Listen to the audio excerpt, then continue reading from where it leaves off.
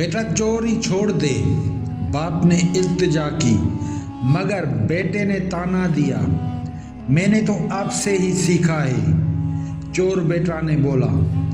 अयाज बीवी के कहने पर जब एक नई नवेली दुल्हन को लूटने गया तो उसकी जबान पर था, हम चोरों के लिए खुदा का वास्ता कोई माना नहीं रखता।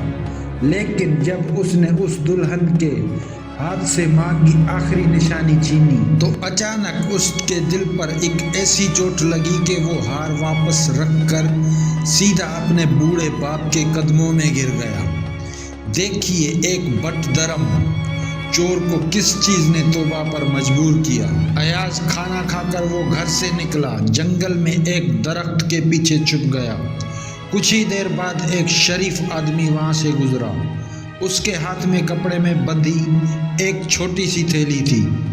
अयाज ने तलवार तान ली। रुक जा, जो कुछ पास है दे दे, वरना जान से मार दूंगा। आदमी कांपने लगा। मेरे पास कुछ भी नहीं है, बस चंद सिक्के हैं। मगर अयाज ने उसकी थैली छीन ली। खोलकर देखा तो अंदर काफी सारी रकम थी। वो गुस्से से बोला, झूठ बोलता है, गरीब है। आदमी रोने लगा। ये पैसे मैं बेटी के निकाह के लिए कर्ज लेकर लाया हूँ, खुदा के वास्ते वापस कर दो, वरना मेरी इज्जत खाक में मिल जाएगी। मगर अयाज ने उसकी एक बिना सुनी और तंजिया हंसी हंसी, खुदा के वास्ते हम चोरों के लिए ये अल्फाज बेमाना है, अस्तगफिरुल्लाह। फिर वो थैली लेकर घर लौट आया। घर पहुंचकर उसके बाप ने देखा कि बेटे के हाथ में पैसे हैं। पूछा, बेटा ये कहाँ से आए हैं? अयाज ने फख्र से कहा, आज एक आदमी को लूटा है। बूढ़ा बाप खामोश हो गया।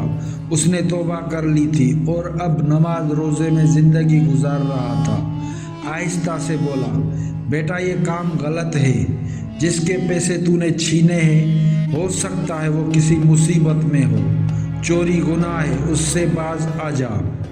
अयाज बोला, जब आप चोरी करते थे तब आपको गुनाह याद नहीं आया, अब मुझे नसीहत कर रहे हैं।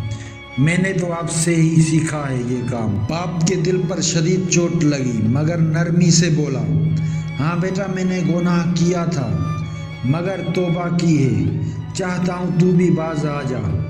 अयाज ने मुंह मोड़कर कहा, मेरे पास फजूल बातों का वक्त नहीं है। उसी रात वो अपनी बीवी से बोला, देखो सबा, ये आज का माल है, कई दिन आराम करेंगे। सबा खुश हो गई। मगर पूछ बेटी, तुम्हारे वालिद क्या कह रहे थे? कुछ नहीं, बस नसीहतें दे रहे थे, अयाज ने जवाब दिया। चंद दिन गुजरे, पैसे ख़त्म हो गए। अयाज दोबारा लूटने निकला। इस बार वो एक नए रास्ते पर जा खड़ा हुआ। कुछ ही देर में एक नया शादीशुदा जोड़ा अपने वालिद के साथ गुजरा। उनके लिबास से खुशहाली झलक रही थी। अयाज ने सोचा, आज किस्मत खुल गई है। वो सामने आया और बोला, जो कुछ तुम्हारे पास है सब मुझे दे दो, वरना जिंदा नहीं बचोगे। बूढ़ा बाप कांपते हुए बोला, बेटा अभी 2 दिन पहले ही इनका निकाह हुआ है, जो थोड़ा बहुत है वो ले लो, मगर हमें जाने दो। अयाज ने गुरूर से कहा, मुझे सब कुछ चाहिए, जेवरात, हदिया, हत्ता के कपड़े तक।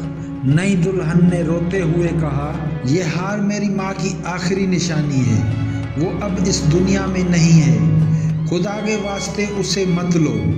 मगर अयाज कहका लगा कर बोला, नौज़ बिल्लाह, अगर खुदा के वास्ते चीज़ें छोड़ने लगे तो हम जैसे चोर कहाँ जाएंगे।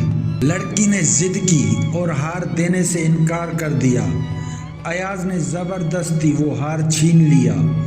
अचानक उसके दिल में एक अजीब सा एहसास जागा। दुल्हन के आंसू, उसके अल्फाज और उसकी माँ की निशानी का जिक्र सब उसके दिल पर असर कर गए।